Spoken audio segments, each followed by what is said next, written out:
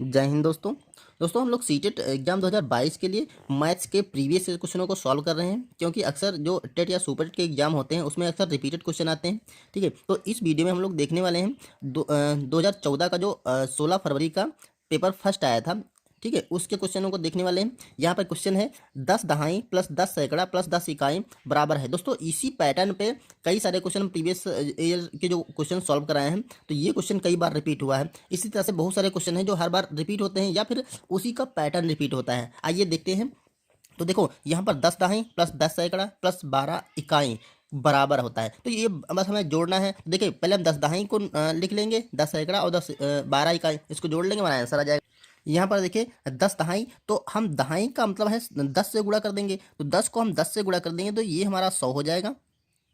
ठीक है, 11 सैकड़ा है, तो सैकड़ा आपको पता है कि सैकड़ा का मतलब 100 से गुणा करना। ठीक है, वो 100 उसका 100 गुना उसकी वैल्यू बढ़ जाती है, तो ये 1100 हो जाएगा। ठीक है, 11 को 100 से मल्टीप्लाई करेंगे तो 1100 हो जाएगा। यहाँ पर 12 इकाई, जब 12 है इकाई का मतलब एक, ठीक है, तो हम एक से गुणा करेंगे तो ये हो जाएगा हमारा 12। अब इन तीनों को हम ऐड कर लेंगे तो हमारा आंसर आ जाएगा। देखिए अलग अलग ऐड करिए या फिर एक ही साथ ऐड कर दीजिए। देखिए यहाँ पर लास्ट में जीरो है, जीरो है और जीरो दो है, तो यहाँ पर लास्ट में दो आ जाएगा। ठीक है, उसके लास्ट में यहाँ पर जीरो है, यहाँ पर जीरो, यहाँ पर एक है, तो यहाँ पर एक आ जाएगा। ठीक है, फिर तीसरे नंबर पर जो सैकड़े की जगह है एक, यहाँ पर एक है, तो एक एक यहाँ पर दो हो जाएगा और यहाँ पर लास्ट में बचेगा एक। ठीक है, तो ये 12 12 आ जाएगा। ठीक, तो ऑप्शन नंबर देखिए हमारा डी सही हो रहा है।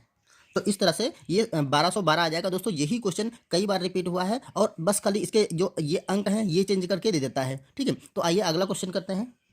दोस्तों अगर आपको हमारा पुराना वीडियो देखना है तो लिंक इसी वीडियो के डिस्क्रिप्शन बॉक्स में मिल जाएगा आपको, वहाँ से आप जाकर देख सकते हैं। यहाँ पर देखिए 6 घंटों में सेकंडों की संख्या कितने दिनों में मिनटों की संख्या के बराबर होती है। ठीक, बराबर है। देखिए 6 घंटों में सेकंड निकालना है और वही संख्या जो नंबर आ जाएगा, तो वही नंबर हमें कितने दिनों में, ठीक है, मिनटों की संख्या वो हमें निकालनी है। तो आइए देखते हैं।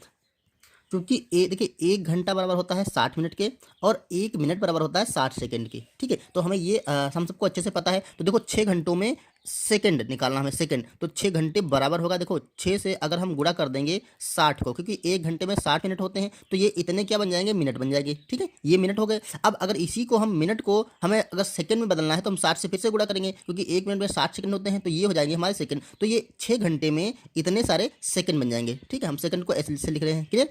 अब देखिए कह रहा है यही संख्या, जो संख्या आई है, ये जो संख्या हम मल्टीप्लाई करके सॉल्व करेंगे तो ये जो संख्या आएगी वो कितने दिनों में मिनटों की संख्या, मतलब हमें कुछ दिन लेने हैं और उन दिनों में मिनट की संख्या। तो मान लेते हैं, देखिए हम दिनों की संख्या निकालनी है, दिनों की संख्या हम मानते हैं एक्स। ठीक है, एक्स दिन में जो मिनट होंगे उनकी बराबर होगी। तो देखिए एक दिन में जो घंटे, सॉरी, एक्स दिन में जो घंटे होंगे वो कितने हो जाएंगे, कि एक दिन में 24 घंटे होते हैं। अगर वन डे की बात करें, ठीक है, एक दिन में 24 आवर्स होते हैं। ठीक है, तो एक दिन में 24 घंटे होते हैं, तो हमने एक्स दिन लिया ना, तो एक्स दिन में घंटों की संख्या हो जाएगी, 24 से मल्टीप्लाई करेंगे तो इतने तो घंटे बन गए। अब कह रहा है उसने मिनटों की संख्या। ठीक है, मिनटों की संख्या के बराबर, तो मिनट बनाना है तो 1 घंटे में 60 मिनट होते हैं, तो इसको हम 60 से फिर से मल्टीप्लाई कर देंगे, तो ये हो जाएंगे मिनट, ये हो जाएंगे एक्स दिन में मिनटों की संख्या। अब हमें दिनों की संख्या निकालनी है ना, तो ये वाली जो संख्या है ये इस संख्या के बराबर है। ठीक है, क्योंकि 6 घंटों में जो सेकंड की संख्या निकली है और कितने दिनों में मिनटों की संख्या, तो हमने मान लिया एक्स दिनों में मिनटों की संख्या ये है, ये दोनों आपस में बराबर है, तो इनको हम बराबर कर देंगे। ठीक है, तो ये 6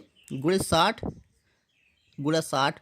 क्लियर। अब देखो इसको हम सॉल्व कर लेंगे तो यहाँ से हमें एक्स की वैल्यू निकल आएगी। तो यहाँ पे देखिए एक्स बराबर हो जाएगा हमारा, इसको ऊपर कर देते हैं, 6 × 60 × 60 और नीचे हमारा हो जाएगा यहाँ पर 24 × 60। इतने ये दिनों की संख्या आ जाएगी। तो देखो ये हमने 60 से 60 कट कर दिया। यहाँ पर कट करते हैं, 6 से काटेंगे, 6 कम 6, 6 चौक 24, 4 से कटा। अब 4 से इसे काट लेते हैं, 4 1 कम 4 और ये कटेगा 4 1 कम 4 और 2 बचा, 20 हुआ, 4 5 20 मतलब 15। तो यहाँ पर एक्स का जो मान आ गया, एक्स बराबर हमारा आ गया 15। यही दोस्तों ने, क्योंकि एक्स को हमने दिन माना था तो यहाँ पे 15 दिन आ जाएगा। ठीक है, यही इस क्वेश्चन का आंसर हो जाएगा। तो देखिए ऑप्शन नंबर में यहाँ से सी लगा देंगे। आइए नेक्स्ट क्वेश्चन देखते हैं।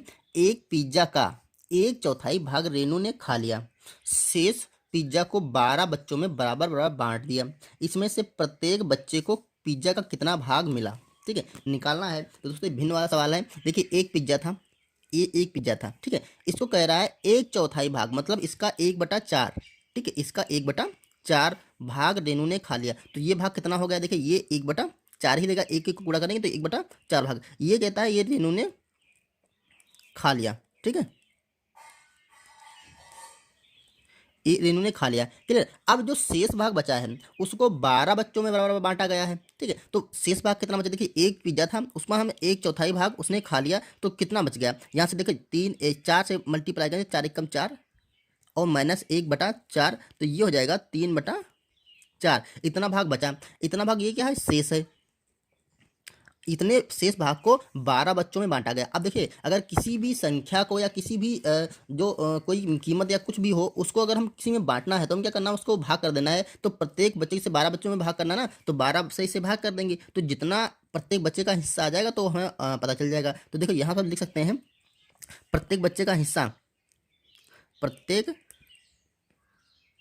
बच्चे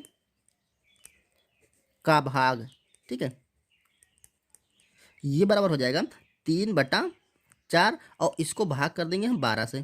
ठीक है, 12 से अगर भाग कर देंगे तो हमारा आंसर आ जाएगा। तो देखिए 12 से भाग ऐसे कैसे करते हैं, क्योंकि भाग करना तुम डायरेक्ट भाग नहीं कर सकते, उसको गुणा ही करना पड़ता है। तो यहाँ पर 3/4 और गुणा कर देंगे 1/12 से। ठीक है, अब इसको कट कर देंगे, क्योंकि देखिए यहाँ पे भाग लगा था, भाग को हमने गुणा में कन्वर्ट किया, तो ये संख्या का हमने 1 नीचे 1 मान के व्युत्क्रम कर दिया। तो 3 एकम 3, 3 चौके 12। तो ये दोस्तों देखिए यहाँ पर क्या आ जाएगा, यहाँ पर आ जाएगा हमारा ऊपर तो बचा हमारा 1, ठीक, और नीचे बचे 4 चक्कू 16, तो 1/16 भाग 1 बच्चे को मिल गया। यही हमारे इस क्वेश्चन का आंसर हो जाएगा। देखिए ऑप्शन नंबर यहाँ पर हमारा ए सही हो रहा है। क्लियर। आइए नेक्स्ट क्वेश्चन देखते हैं। एक रेलगाड़ी स्टेशन पी से 8:18 AM, ठीक है, मतलब सुबह के समय पर चलकर स्टेशन क्यू पर उसी दिन 10:28 PM, ठीक है, ये रात का समय दे रखा है, पर पहुंचती है। रेलगाड़ी द्वारा लगा समय, उसमें ड्यूरेशन निकालना है कि आज सुबह 8 बजे से रात के 10:28 पर कितना समय बीच में लेती है। ठीक है, तो हमें सिंपल सा है, देखिए अगर हम AM से PM में जाते हैं, ठीक है, AM से PM में जाते हैं तो 12 घंटे का अंतर होता है। यहाँ पर देखिए यहाँ पर दे रखा था 8:18 AM दे रखा था AM, तो देखिए ये AM था। तो अब आप ऐसे सोचिए 8:18 बजे सुबह के समय से बाद, अब जब रात के 8:18 होंगे PM में, ठीक है, शाम के, तो इस बीच में 12 घंटे का अंतर हो जाएगा। ठीक है, सुबह के 8:18 से जब शाम के 8:18 होंगे तो 12 घंटे का अंतर आ गया। तो यहाँ पे तो 12 घंटे हो गया। अब शाम का जो 8:18 PM होगा, ठीक है, वहाँ से 10:28 PM के बीच का हम समय निकाल लें तो हमारा आंसर आ जाएगा। देखिए यहाँ पर 10:28 है और 8:18 शाम का समय दोनों है ना, यहाँ पे PM भी है, तो इस टाइम से हम ये टाइम घटा देंगे। तो ये देखिए 8:18 घटा देंगे, तो देखो यहाँ पर 0 बचेगा, यहाँ पर 12 से 1 सॉरी 2 से 1 जाएगा तो 1 बच जाएगा। अब यहाँ पर देखिए 10 से 2 जाएगा तो 10 से 8 जाएगा तो 2 बच जाएगा। तो ये 2 घंटे 10 मिनट यहाँ पर समय मिल गया, तो 12 घंटे यहाँ पर थे, ठीक है, और 2 घंटे और 10 मिनट का समय यहाँ पर मिल गया, तो जोड़ लीजिए। तो ये देखिए 10 मिनट तो लास्ट में रहेंगे, और ये 12 और 2 14, तो ये 14 घंटे 10 मिनट का समय हमारा निकल आएगा। ठीक है, तो इस तरह से देखिए 14 आवर्स और 10 मिनट। देखिए कौन सा ऑप्शन सही है, ये देखिए पहला वाला ऑप्शन सही है, 14 घंटे और 10 मिनट। तो ऑप्शन नंबर हम ए लगा देंगे। ठीक है, और दोस्तों दूसरा तरीका इसमें ये लगा सकते हैं। देखिए अगर 8:08 AM दे रखा है तो जो ये समय है हमारा दूसरा वाला 10:28 PM, तो इसको भी हम देखिए इसको अगर हम 24 घंटे वाले समय में दोनों को कन्वर्ट कर लें, ठीक है, तो हम आसानी से इसमें से ये वाला घटा सकते हैं। तो 24 घंटे में कन्वर्ट करने के लिए क्या करेंगे, इसमें हम 12 घंटे जोड़ देंगे। ठीक है, अब उस तरीके से अगर हम निकालना चाहें तो आइए उस तरीके से देख लेते हैं। देखिए यहाँ पर देखिए 10:28 है, तो इसमें हम 12 घंटे जोड़ देंगे तो हम 24 घंटे वाला समय बना लेंगे, क्योंकि ट्रेन में क्या होता है 24 घंटे वाला समय चलता है। तो यहाँ पर 10 में हम 12 घंटे जोड़ देंगे, तो ये 12 10 22:28 हो जाएगा। ठीक है, और उसमें से हम सुबह के, देखिए अगर सुबह है तो उसमें कुछ नहीं जोड़ने की जो PM होता है, AM से PM होता है, तो उसमें 12 घंटे का अंतर आता है। तो यहाँ पर हम 8:18 घटा देंगे। ठीक है, यहाँ पर माइनस कर देंगे, देखिए यहाँ पर 0 बचेगा और यहाँ पर 1 बचेगा। यहाँ पर 10 तो 12 से 8 जाएगा तो 4 बचेगा, यहाँ पर 1 बचेगा, तो वही 14 घंटे। ठीक है, 14 घंटे और 10 मिनट का अंतर आ जाएगा। ठीक है, तो ये तरीका था हमारा लॉजिक वाला। ठीक, और ये तरीका था हमारा जो टाइम का हम 12 घंटे जोड़ करके जो निकालते हैं उससे। तो आप देखो जैसे अच्छा लगे वैसे आप निकाल सकते हैं। यहाँ पर देखिए क्वेश्चन दे रखा है, एक आयताकार की चौड़ाई एक वर्ग की भुजा के बराबर है। एक आयताकार की जो चौड़ाई है वो वर्ग की भुजा के बराबर है, तथा लंबाई, उसी आयताकार की लंबाई वर्ग की भुजा की 2 गुनी है। यदि वर्ग का परिमाप 20 सेंटीमीटर है तो आयताकार का क्षेत्रफल निकालना है। अब देखिए हमें आयताकार का क्षेत्रफल निकालना है, ठीक है। तो उसके लिए हमें फार्मूला पता है, आयत का जो क्षेत्रफल होता है लंबाई गुणे चौड़ाई होता है, और वहाँ पर वर्ग का परिमाप दे रखा है, यहाँ पर वर्ग का परिमाप दे रखा है हमें, तो वर्ग का परिमाप 4 गुणे भुजा होता है। यहाँ देखिए आयत का क्षेत्रफल लंबाई गुणे चौड़ाई और वर्ग का परिमाप बराबर 20 सेंटीमीटर दे रखा है। ठीक है। तो देखिए हम यहाँ से हम वर्ग के परिमाप से हम वर्ग की भुजा निकाल लेंगे, क्योंकि जो आयत की भुजा है, देखिए यहाँ दे रखा है आयताकार की चौड़ाई वर्ग की भुजा के बराबर है, तो यहाँ पे चौड़ाई भी मिल जाएगी और लंबाई वर्ग की भुजा की दोगुनी है। तो यहाँ से लंबाई चौड़ाई हम निकाल लेंगे और उसके बाद इसमें मान रख देंगे, हमारा आंसर निकल आएगा। तो आयत का परिमाप होता है 4 गुणे भुजा। ठीक है। तो ये बराबर है 20। तो यहाँ से हम भुजा निकाल सकते हैं, भुजा बराबर हो जाएगी हमारी 20/4, 4 एकम 4 पंचे 20। तो जो भुजा आ गई वर्ग की वो हमारी आ गई 5 सेंटीमीटर। क्लियर। अब हमें वर्ग की भुजा मिल गई। अब यहाँ से देखिए, यहाँ से हम निकाल सकते हैं एक वर्ग की भुजा, उसकी एक देखिए आयत की चौड़ाई वर्ग की भुजा के बराबर है, तो आयत की जो चौड़ाई हो जाएगी वो वर्ग की भुजा के बराबर है। ठीक है। तो ये चौड़ाई तो आपकी 5 ही हो जाएगी। ठीक। तो ये हम 5 रख देंगे, क्योंकि ये कह रहा है सब आयत की चौड़ाई वर्ग की भुजा के बराबर है, तो चौड़ाई वर्ग की भुजा यही है हमारी चौड़ाई। ठीक। आयत की चौड़ाई। अब कह रहा तथा लंबाई वर्ग की भुजा की दोगुनी है, तो जो लंबाई है वो वर्ग की भुजा की दोगुनी है, तो इसका 2 गुना करेंगे तो हम 2 से मल्टीप्लाई करेंगे 5 को, तो ये 10 आ जाएगी। ठीक है। तो यहाँ पर हम 5 का 2 गुना करेंगे तो यहाँ पर 10 आ जाएगा। ठीक है। यही हमारा, अब देखिए इसको हम मल्टीप्लाई करें 10 × 5 = 50। और हमें जब कभी भी सेंटीमीटर में दे रखा है, जैसे देखिए वैल्यू इसकी सेंटीमीटर में दे रखा है, तो जो क्षेत्रफल निकलेगा वो सेंटीमीटर स्क्वायर में निकलेगा, तो इसको हम लिख सकते हैं सेंटीमीटर स्क्वायर। ठीक है। यही इस क्वेश्चन का आंसर हमें निकल आएगा। तो यहाँ देखिए ऑप्शन नंबर बी दिख रहा है 50 सेंटीमीटर स्क्वायर। ओके। आइए अगला क्वेश्चन देखते हैं। दोस्तों अगर वीडियो को पसंद आ रहा है तो इसे लाइक कर दिए, हमारे चैनल पर तो सब्सक्राइब कर लीजिए। देखिए निम्न में से कौन सा सही नहीं है, कौन सा सही नहीं, ये हमें ध्यान से देना होता है कि सही कौन सा, क्योंकि अक्सर हम लोग जल्दी में पढ़ते हैं कौन सा सही और फटाक से टिक कर देते हैं, क्योंकि सही सारे होते हैं, एक ही इसमें गलत है। तो कैसे चेक करेंगे, देखिए सारे ये माप दे रखी है और इसमें से एक माप गलत है, तो 10 सेंटीमीटर भुजा वाले वर्ग का क्षेत्रफल, तो अभी हमने बताया कि वर्ग का जो परिमाप होता है 4 गुणे भुजा होता है, वर्ग का जो क्षेत्रफल होता है वो भुजा स्क्वायर होता है। ठीक है। भुजा स्क्वायर। और ये कह रहा है बराबर है 10 सेंटीमीटर लंबाई व 0.1 मीटर चौड़ाई वाले आयत का क्षेत्रफल। तो लंबाई गुणे आयत का क्षेत्रफल क्या होता है, लंबाई, ठीक है, गुणा चौड़ाई, अभी ऊपर हमने लगाया चौड़ाई। तो इसमें दोनों मान रखते हैं और देखते हैं कौन सी माप ये दोनों सही आ रहे हैं या नहीं आ रहे हैं। तो देखिए 10 सेंटीमीटर भुजा का जो वर्ग क्षेत्रफल होगा तो 10 का स्क्वायर हो जाएगा, इधर बराबर लंबाई है इसकी 10 सेंटीमीटर और गुणा चौड़ाई है 0.1 मीटर, तो 0.1 मीटर दे रखी है, तो 0.1 लिखेंगे। और देखिए जहाँ से जब सबसे गुणा करेंगे तो ये हमारा 10×100, ये 100 बन जाएगा सेंटीमीटर स्क्वायर।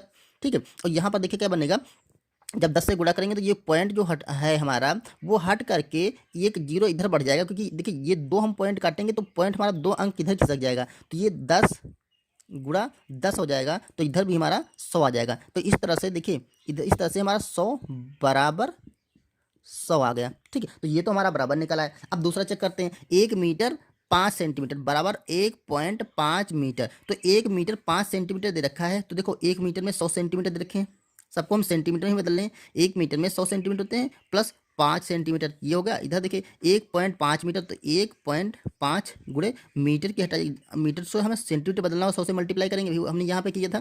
तो यहाँ पर देखिए यहाँ तो हो गया 105 सेंटीमीटर, और यहाँ पर देखिए कितना बचेगा, अगर इसको मल्टीप्लाई करेंगे तो ये हमारा पॉइंट जो है 2 अंक इधर कटेंगे, तो पॉइंट हमारा 2 अंक इधर खिसक आया, मतलब यहाँ पर एक जीरो लग जाएगा, तो यहाँ पर आ जाएगा 150 सेंटीमीटर। अब देखिए यहाँ पर 150 सेंटीमीटर आ गया, यहाँ पर 105 सेंटीमीटर आ गया, तो ये हमारा सही नहीं है, मतलब यही हमारा ऑप्शन इसका सही हो जाएगा। आइए और भी ऑप्शन देख लेते हैं। यहाँ देखिए 0.40 और 0.4 समान है, क्या ये समान है, बिल्कुल समान है। देखिए अगर पॉइंट यहाँ पर दे रखा है 0.40 और इधर दे रखा है 0.4, अब हम कभी भी जो पॉइंट के बाद कोई अंक दे रखा होगा उसके आगे हम कितने भी जीरो लगा देंगे कोई फर्क नहीं पड़ता है। ठीक है। इसको पढ़ा 0.4 ही जाएगा, इसके आगे आप कितने भी जीरो लगा सकते हैं, ठीक, कोई फर्क नहीं पड़ता है। तो इन सबको 0.4 ही पढ़ेंगे, 0.4। ठीक है। तो ये दोनों क्या है, समान है, तो ये भी सही था।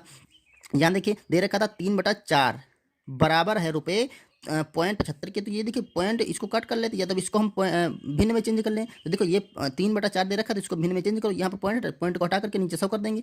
ठीक है। अब काट देंगे 25 3 75, 25 चौके 100, तो ये आ गया 3/4 रुपये, तो 3/4 इधर 3/4 दोनों बराबर हैं। अतः इस तरह से हमारा ऑप्शन बी सही है, क्योंकि जो बी वाला पार्ट था वो बराबर नहीं था। इधर 105 सेंटीमीटर दे रखा था, इधर 150 सेंटीमीटर दे रखा था। क्लियर? तो दोस्तों उम्मीद है ये क्वेश्चन आपकी समझ में आ गए होंगे। अगर आपको वीडियो पसंद आए तो इसे लाइक कर दीजिए, चैनल पर नए तो सब्सक्राइब कर लीजिए। मिलते हैं इसके नेक्स्ट पार्ट में किसी और क्वेश्चन पेपर के साथ में जो प्रीवियस ईयर में आ चुका है। तो चलिए मिलते हैं। Thank you.